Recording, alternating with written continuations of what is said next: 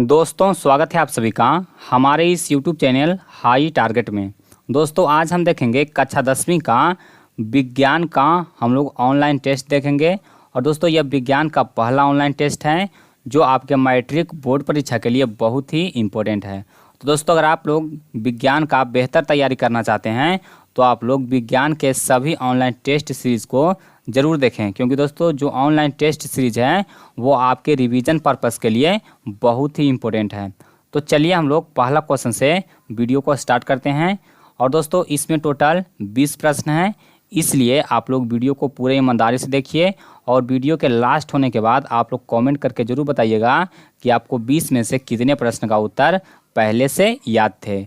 और दोस्तों जैसे ही हम प्रश्न पढ़ेंगे तो अगर आपको उसका उत्तर पता होगा तो आप लोग कमेंट बॉक्स में उसका उत्तर देने का प्रयास करें। इससे जो आपका तैयारी है वो और बेहतर हो जाएगा।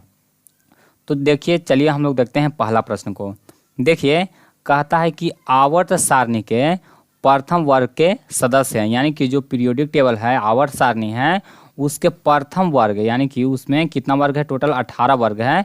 तो जो प्रथम वर्ग के सदस्य हैं वो कैसे हैं, तो देखिए आपको ऑप्शन दिया हुआ है ए में अम्लीय, बी में दिया हुआ है क्षारीय धातु, उसके बाद सी में दिया हुआ है अक्रिय गैस, और डी में आपको दिया हुआ है मिश्र धातु। तो देखिए यहाँ पर जो हमारा सही उत्तर होगा वो क्या होगा, यहाँ पर हमारा उत्तर हो जाएगा ऑप्शन बी सही होगा, क्षारीय धातु। चलिए उसके बाद देखते हैं दूसरा प्रश्न को। देखिए दूसरा प्रश्न ये भी मोस्ट इम्पोर्टेंट है। देखिए कहता है वायुमंडल में CO2 गैस की उपस्थिति है। दोस्तों वायुमंडल में CO2 गैस कहने का मतलब हुआ कार्बन डाइऑक्साइड गैस की उपस्थिति कितना प्रतिशत है। तो देखिए आपको ऑप्शन दिया हुआ है 0.01%, बी दिया हुआ है 0.05%, सी है 0.03% और डी है 0.02%। तो दोस्तों अगर उसका उत्तर जानते हैं तो जल्दी से आप लोग कॉमेंट बॉक्स में इसका जवाब दे दीजिए। तो चलिए अब बढ़ते हैं इसके उत्तर की ओर। तो देखिए इसका जो आंसर हो जाएगा वो हो जाएगा 0.03%, यानी कि ऑप्शन सी हमारा बिल्कुल सही है। चलिए उसके बाद देखते हैं तीसरा प्रश्न को। देखिए तीसरा प्रश्न कहता है NaOH। दोस्तों NaOH का रासायनिक नाम क्या है, सोडियम हाइड्रोक्साइड।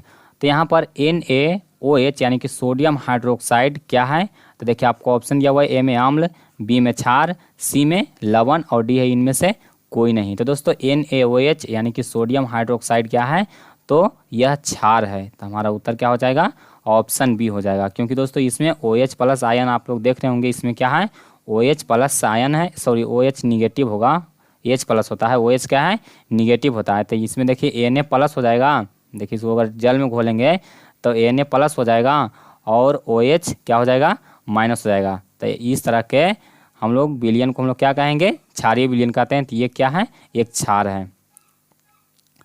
चलिए उसके बाद देखते हैं चौथा प्रश्न को। देखिए चौथा प्रश्न कहता है कि मानव मादा के जनन तंत्र का भाग नहीं है। दोस्तों मानव मादा के जनन तंत्र का भाग कौन नहीं है, तो देखिए आपको ऑप्शन दिया हुआ है ए में अंडाशय, बी में दिया हुआ है गर्भाशय, सी दिया हुआ है शुक्रवाहिका, क्या दिया हुआ है शुक्रवाहिका, और डी दिया हुआ है डिम्ब वाहिका। तो दोस्तों यहाँ पर जो हमारा उत्तर हो जाएगा वो हो जाएगा शुक्रवाहिका। दोस्तों शुक्रवाहिका मानव मादा जनन तंत्र का भाग नहीं है, तो इसको आप लोग याद रखिए। हमारा उत्तर क्या है, ऑप्शन सी है। चलिए उसके बाद देखते हैं पांचवा प्रश्न। देखिए पांचवा प्रश्न भी मोस्ट इंपोर्टेंट प्रश्न है। देखिए कहता है कि ऑक्सिन है। दोस्तों ऑक्सिन, इसी को ऑक्सिन कहा जाता है। तो ऑक्सिन क्या है, एक पादप हार्मोन है या फिर एक वसा है या फिर एक एंजाइम है या फिर कार्बोहाइड्रेट है। तो दोस्तों ऑक्सिन क्या है, तो ऑक्सिन एक हार्मोन है। क्या है, ऑक्सिन एक हार्मोन है। तो यहाँ पर हमारा उत्तर क्या हो जाएगा, ऑप्शन ए हो जाएगा हार्मोन। चलिए उसके बाद देखते हैं अगला प्रश्न।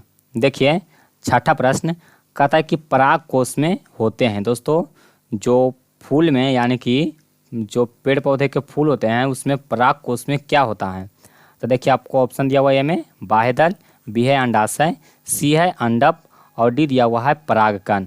तो दोस्तों पराग कोष में क्या होता है, परागकण होता है। तो हमारा उत्तर क्या हो जाएगा, ऑप्शन डी हो जाएगा परागकण। चलिए उसके बाद देखते हैं सातवां प्रश्न। देखिए कहता है स्वपोषी पोषण के लिए आवश्यक है। दोस्तों स्वपोषी पोषण के लिए क्या आवश्यक है? तो देखिए आपको ऑप्शन दिया हुआ है ए में CO2 यानी कि कार्बन डाइऑक्साइड, उसके बाद बी दिया हुआ है क्लोरोफिल, उसके बाद सी दिया हुआ है सौर्य प्रकाश यानी कि सूर्य का प्रकाश, और डी है इनमें से सभी। तो दोस्तों स्वपोषी पोषण के लिए क्या आवश्यक है? तो CO2 भी आवश्यक है, क्लोरोफिल भी आवश्यक है और सूर्य का प्रकाश भी आवश्यक है, यानी कि हमारा उत्तर क्या हो जाएगा? ऑप्शन डी हो जाएगा, इनमें से सभी।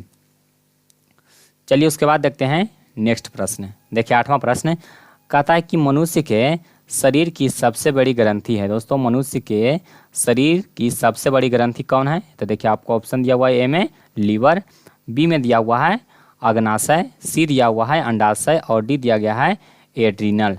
तो दोस्तों देखिए इसमें बहुत सारे स्टूडेंट का कन्फ्यूज़न रहता है, कहीं पे आपको इसका आंसर यकृत रहता है और कहीं पे इसका आंसर लीवर रहता है। तो दोस्तों यकृत और लीवर दोनों एक ही को कहा जाता है, तो हमारा उत्तर क्या हो जाएगा? ऑप्शन ए हो जाएगा लीवर, और यकृत रहेगा तो हमारा आंसर यकृत भी होगा। चलिए उसके बाद देखते हैं 9वां प्रश्न। देखिए कहता है पादप हार्मोन का उदाहरण है। दोस्तों कौन पादप हार्मोन का उदाहरण है? तो देखिए आपको ऑप्शन दिया हुआ है ए में पेप्सिन, उसके बाद बी दिया हुआ है एड्रीनलिन, सी दिया हुआ है ऑक्सिन और डी दिया गया है टेस्टोस्टेरोन। तो दोस्तों इसमें हार्मोन कौन है, पादप हार्मोन कौन है? तो यहाँ पर पादप हार्मोन हो जाएगा ऑक्सिन, यानी कि ऑप्शन सी हमारा बिल्कुल सही आंसर है। चलिए उसके बाद देखते हैं अगला प्रश्न को। देखिए 10वां प्रश्न ये भी मोस्ट इंपोर्टेंट है। देखिए कहता है परिपथ में विद्युत धारा की माप किससे की जाती है? दोस्तों परिपथ में विद्युत धारा की माप किससे की जाती है? यानी कि जो इलेक्ट्रिक सर्किट होता है उसमें इलेक्ट्रिक करंट का मेजरमेंट हम लोग किस यंत्र से करते हैं? तो देखिए आपको ऑप्शन दिया हुआ है ए में वोल्ट मीटर, बी दिया हुआ है ए मीटर, सी दिया हुआ है गैल्वेनोमीटर और डी है इनमें से कोई नहीं। तो दोस्तों इसका उत्तर तो आप लोग जानते होंगे, तो जल्दी से आप लोग कमेंट कीजिए, हम आपको इसका सही आंसर बताते हैं कि इसका सही आंसर क्या होगा। तो देखिए विद्युत धारा की माप किया जाता है ए मीटर के द्वारा, यानी कि हमारा उत्तर क्या हो जाएगा? ऑप्शन बी हो जाएगा ए मीटर। और कहेगा कि विभवांतर, यहाँ पर विद्युत धारा के जगह पर विद्युत विभवांतर रहता तो हमारा उत्तर क्या हो जाता? वोल्ट मीटर हो जाता। तो इस प्रश्न को आप ध्यान में रखिए। चलिए उसके बाद देखते हैं 11वां प्रश्न। बहुत ईजी क्वेश्चन है, तो इसका आंसर तो आप जवाब दे ही दीजिएगा। देखिए कहता है दाढ़ी बनाने में कौन सा दर्पण प्रयुक्त होता है? दोस्तों जल्दी से कमेंट कीजिए कि दाढ़ी बनाने में कौन सा दर्पण प्रयुक्त होता है। तो चलिए भी इसकी आंसर की ओर बढ़ते हैं। देखिए दाढ़ी बनाने के लिए हम लोग अवतल दर्पण का प्रयोग करते हैं, तो हमारा उत्तर क्या हो जाएगा? ऑप्शन बी हो जाएगा। क्योंकि दोस्तों अवतल दर्पण में क्या होता है, किसी वस्तु का बड़ा प्रतिबिंब बनता है, यानी कि उसमें अगर हम लोग अपना चेहरा देखते हैं तो क्या होता है, चेहरा थोड़ा बड़ा दिखाई पड़ता है। इसलिए हम लोग दाढ़ी बनाने के लिए किसका प्रयोग करते हैं? तो अवतल दर्पण का प्रयोग करते हैं। चलिए उसके बाद देखिए 12वां क्वेश्चन, ये मोस्ट इंपोर्टेंट क्वेश्चन है और इसको रटना नहीं है, इसको आपको समझना है। देखिए कहता है किस उपकरण में धन यानी कि पॉजिटिव और ऋण यानी कि निगेटिव का चिन्ह नहीं होता? यानी कि कौन सा उपकरण है जिसमें पॉजिटिव और निगेटिव का चिन्ह नहीं होता है? तो देखिए आपको ऑप्शन दिया हुआ है ए में ए मीटर, बी है वोल्ट मीटर, सी है कुंडली और डी है विद्युत सेल। तो दोस्तों आप लोग जानते होंगे कि ए मीटर से विद्युत धारा की माप की जाती है, तो इसमें पॉजिटिव और निगेटिव जो टर्मिनल है वो होता है। उसके बाद वोल्ट मीटर से क्या मापा जाता है? विभवांतर मापा जाता है, तो इसमें भी पॉजिटिव और निगेटिव रहता है, इसका भी। उसका देखिए कुंडली, दोस्तों कुंडली मतलब कहीं पे आपको कॉइल भी मिल जाएगा, तो कोई भी कॉइल, जैसे मोटर में कोई कॉइल फिट है या फिर कहीं पे भी, इसको इंग्लिश में चोक कहते हैं। तो ये जो कुंडली है, मान लीजिए ये देखिए तार का इस तरह से घेरा बना हुआ रहता है और इसमें 2 टर्मिनल निकाला जाता है। तो इसमें दोस्तों ये निर्धारित नहीं रहता है कि ये पॉजिटिव है या फिर ये निगेटिव है, यानी कि इसमें हम किसी को पॉजिटिव या किसी को निगेटिव मान सकते हैं। तो यहाँ पर हमारा उत्तर क्या हो जाएगा? कुंडली हो जाएगा। क्योंकि दोस्तों कुंडली में धन और ऋण का चिन्ह नहीं होता है।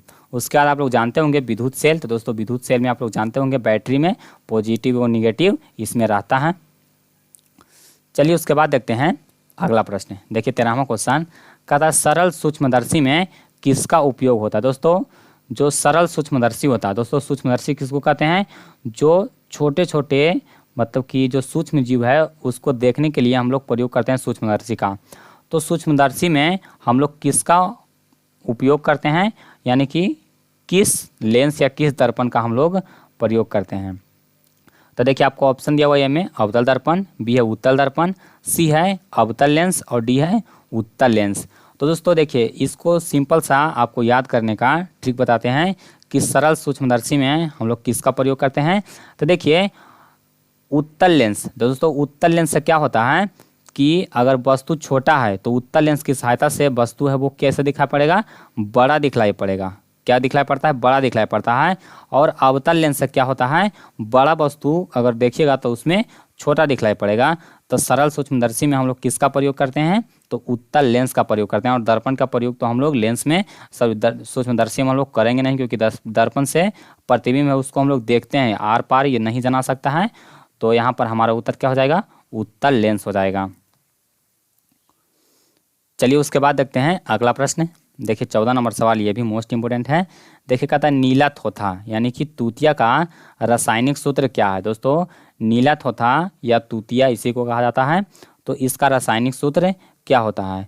तो देखिए नीला थोथा का रासायनिक सूत्र होता है CuSO4 इंटू 5H2O। क्या होता है, CuSO4 इंटू 5H2O, यानी कि ऑप्शन बी हमारा बिल्कुल सही आंसर है। इसको आपको याद रखना है। क्या याद रखना है, यहाँ पर देखिए आपको ध्यान देना है 5H2O को, कहें कि CuSO4 सब में कॉमन है। देखिए इसमें भी CuSO4 है, इसमें भी CuSO4 है, इसमें भी CuSO4 यानी कि कॉपर सल्फेट है।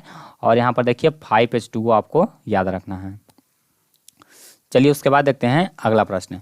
देखिए कहता है नाइट्रोजन अणु में कितने सहसंयोजक बंधन होते हैं। दोस्तों नाइट्रोजन अणु में कितने सहसंयोजक बंधन होते हैं। देखिए इसका कहने का मतलब क्या हुआ, यानी कि अगर नाइट्रोजन का दो अणु हमारे पास है, यानी कि एक देखिए यहाँ पर नाइट्रोजन लेते हैं एक अणु और ये एक अणु, तो ये दोनों के बीच में कितने बॉन्ड आपस में बना हुआ, यानी कि कितने बॉन्ड से वो आपस में जुड़े हुए रहते हैं। तो देखिए यहाँ पर हमारा उत्तर क्या हो जाएगा, ट्रिपल बॉन्ड, यानी कि 3 बॉन्ड से जुड़ रहते हैं। तो हमारा आंसर क्या हो जाएगा, ऑप्शन डी हो जाएगा।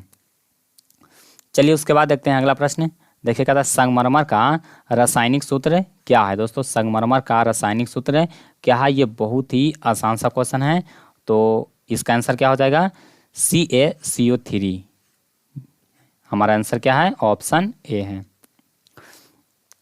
चलिए उसके बाद देखते हैं 17 नंबर सवाल। देखिए कहता है इंसुलिन की कमी से होता है। दोस्तों इंसुलिन की कमी से कौन सा रोग होता है।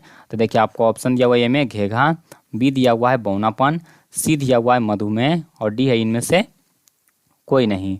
तो बताइए कि इंसुलिन की कमी से कौन सा रोग होता है। तो दोस्तों इंसुलिन की कमी से यहाँ पर हमारा उत्तर हो जाएगा मधुमेह रोग, यानी कि ऑप्शन सी हमारा बिल्कुल सही आंसर है। चलिए उसके बाद देखते हैं 18वां क्वेश्चन। देखिए कहता है खुला परिसंचरण तंत्र किस में पाया जाता है। दोस्तों खुला परिसंचरण तंत्र किस में पाया जाता है। तो देखिए आपको ऑप्शन दिया हुआ है मनुष्य में, बी है कॉकरोच में, सी है घोड़े में और डी है ऊँट में।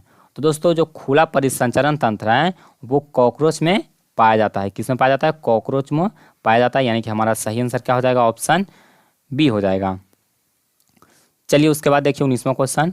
देखिए कहता है क्लोरोफिल वर्णक का रंग है। दोस्तों क्लोरोफिल वर्णक का रंग कैसा होता है। तो आपको ऑप्शन दिया हुआ है हरा, नीला, लाल और सफ़ेद। अब बताइए कि क्लोरोफिल वर्णक का रंग कैसा होता है। तो क्लोरोफिल वर्णक का रंग होता है हरा, यानी कि हमारा सही आंसर क्या होगा, ऑप्शन ए होगा। और क्लोरोफिल वर्णक कहाँ पाए जाते हैं, तो पेड़ पौधे के पत्ती में पाया जाता है। कहाँ पाया जाता है, पेड़ पौधे के पत्ती में। तो हमारा उत्तर यहाँ पर क्या हो जाएगा, हरा हो जाएगा।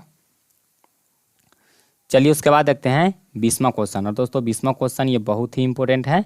देखिए कहता है स्पेक्ट्रम प्राप्त करने के लिए किसका उपयोग होता है। दोस्तों स्पेक्ट्रम प्राप्त करने के लिए किसका उपयोग होता है। तो देखिए सबसे पहले स्पेक्ट्रम किसको कहते हैं। तो देखिए जब कोई श्वेत प्रकाश को किसी प्रिज्म से गुजारा जाता है तो वह क्या होता है, 7 रंगों में विभक्त हो जाता है। दोस्तों 7 रंगों में विभक्त हो जाता है। तो इसी 7 रंगों की पट्टी पर अगर हम इसको हम लेंगे तो इसको कहा जाता है स्पेक्ट्रम। अब देखिए स्पेक्ट्रम प्राप्त करने के लिए किसका उपयोग किया जाता है। तो यहाँ पर हम लोग किसका उपयोग करते हैं, तो प्रिज्म का उपयोग करते हैं। तो हमारा उत्तर क्या हो जाएगा, ऑप्शन डी हो जाएगा।